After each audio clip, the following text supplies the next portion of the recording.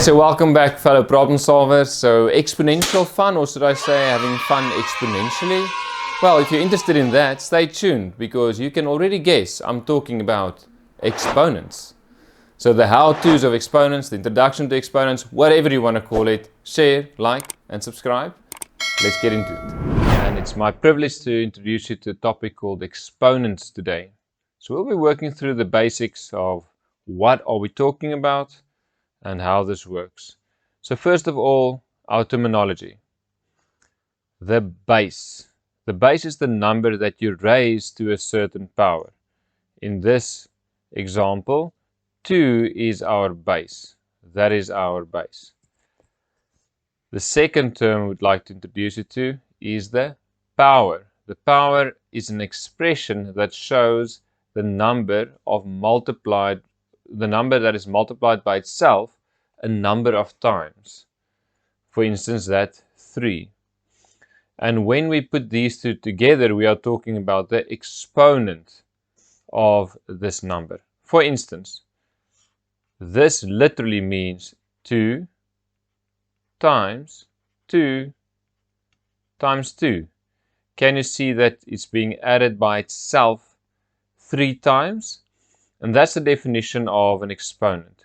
The number that tells you how many times to multiply the base by itself. So if that's a 3, that means we're multiplying the base, which is 2 in this case, by itself 3 times.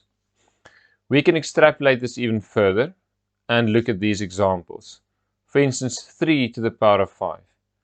So you've guessed it, it's 3 times 3 times 3 times 3 times 3. So that means 5 times. 3 to the power of 4 is 3 times 3 times 3 times 3. 3 to the power of 3.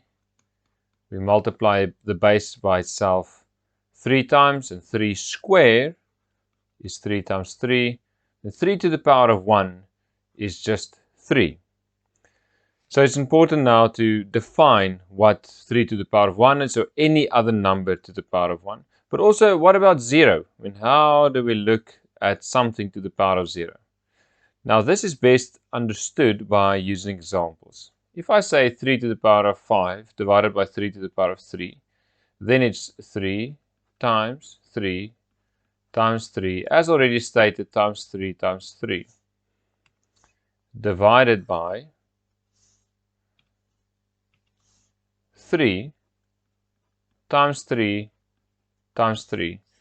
Now, the moment we have it written like this as a fraction, we can see that this 3, as an example, will be cancelling out with 1 3 at the denominator. Then another 3 will cancel out with another 3 at the denominator. Then another 3 at the numerator will cancel out with a 3 at the denominator. So what will be left is literally just these two 3's, 3 times 3. By understanding exponents, we can write this 3 times 3 as 3 squared. And you can see we've already written it right over there. So this is then 3 squared. Now, I want to show you a nice trick or something to help you understand. By using exponent laws, and this is not for your current grade 8 curriculum, but you will work with this later. If we divide the 3 to the power of 5 by 3 to the power of 3, then we can get this answer, this exponent, that 2, by subtracting 3 from 5. Why am I showing all of this to you? Because I want to show you what 3 to the power of 0 really is. So if I write 3 to the power of 1, which is just a 3, divided by 3 to the power of 1, by using this law that I've just introduced you to, we can write this down as 3 to the power of 1 minus 1, which we know will be 3 to the power of 0. Now, what is 3 divided by 3? And because you guys have been studying your maths well, we all know that will be equal to 1. Anything divided by itself is equal to 1. and therefore anything to the power of 0 is equal to 1. Hopefully you enjoyed this. Stay tuned for more.